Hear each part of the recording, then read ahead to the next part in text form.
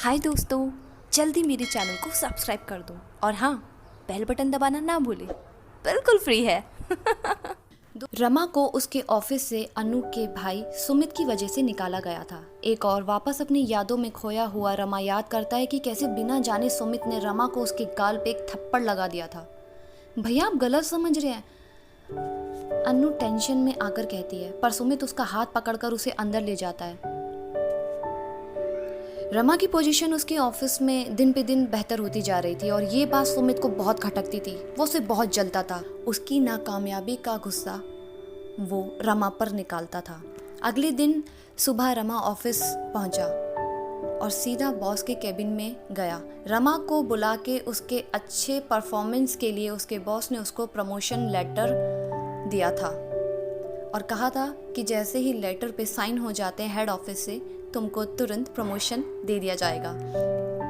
रमा के senior mister नायक को रमा ने उनके काम में उन्हें असिस्ट किया था और अब ये प्रमोशन लेके वो सीधा अब सेकंड यूनिट का डायरेक्टर बन गया था और ये बात सुमित को बिल्कुल पसंद नहीं आई थी। खैर, अपने काम को निपटाता हुआ रमा शाम को अपने ऑफिस से नीचे जाने लगता है तो उसे ऑफिस के नीचे अनु मिलती है, जिसे देख के रमा ठहर जाता है। पर उस थप्पड़ की गूंज उसके कानों में आने के बाद वो वहाँ से बिना कुछ कहे जाने लगता है कि तभी अनु उसे आवाज़ देती हुई कहती है, मिस्टर रमा, कल के लिए आई एम रियली सॉरी। भैया को कुछ नहीं पता था, मैंने उन्हें सब बताया बाद में।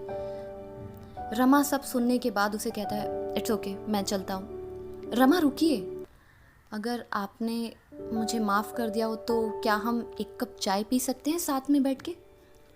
नहीं मैडम, अभी आपके भैया आने ही वाले हैं। फिर से कहीं मुझे आपके साथ देख लिया तो ना जाने क्या करेंगे और मुझे लड़ाई करना पसंद नहीं।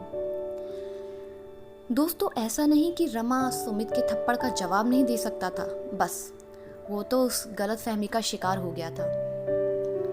मिस्टर रमा, भैया को आज ऑफिस में 9 बजेंगे, उसके बाद उन्हें शालीमार जाना है और वो सुबह वहीं से ऑफिस आएंगे, तो हम चल सकते हैं।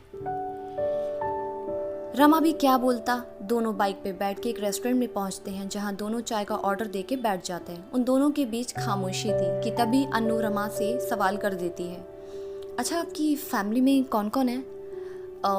हमारी पूरी जॉइंट फैमिली है, 2 भाभी, बड़े भाई, उनके बच्चे और माँ। पिताजी तो रहे नहीं, सब अपनी लाइफ में खुश हैं और हर संडे हम सारा परिवार पिकनिक प्लान करता है। आप बताइए। पहले तो आप मुझे आप कह के बुलाना बंद कीजिए। ये कहते हुए वो हाथ रमा की तरफ बढ़ा देती है। रमा उसके कोमल हाथों से हाथ मिलाता हुआ स्माइल करता है और चाय पीते हुए दोनों दोस्ती कर लेते हैं। इन यादों में खोया रमा कब गहरी नींद में चला गया था उसे पता ही नहीं चला। सुबह उठा तो कमरे में जाके नहाकर वो सुबह नाश्ता करने के लिए सबके साथ बैठ गया। अनु नाश्ता करके पहले ही कमरे में जा चुकी थी। रमा भी नाश्ता करके अपने कमरे में पहुंचता है। अपने कमरे की तरफ बढ़ता हुआ वो रुक जाता है। उसे अनु की आवाज़ सुनाई देती है, माँ प्लीज़, मुझसे नहीं हो रहा, मुझे रमा से डिवोर्स चाहिए। दोस्तों, किसी भी रिश्ते में अंडरस्टैंडिंग होना बहुत ज़रूरी होता है। एक दूसरे का साथ बुरी स्थिति में देना ही मजबूत रिश्ते का मेन पड़ाव होता है। मिलेंगे इसके अगले भाग में, तब तक ध्यान रखें और हमारी यादों की डायरी से इसी तरह की दिलचस्प कहानी सुनने के लिए मेरे चैनल को सब्सक्राइब करना ना भूलें। Bye bye.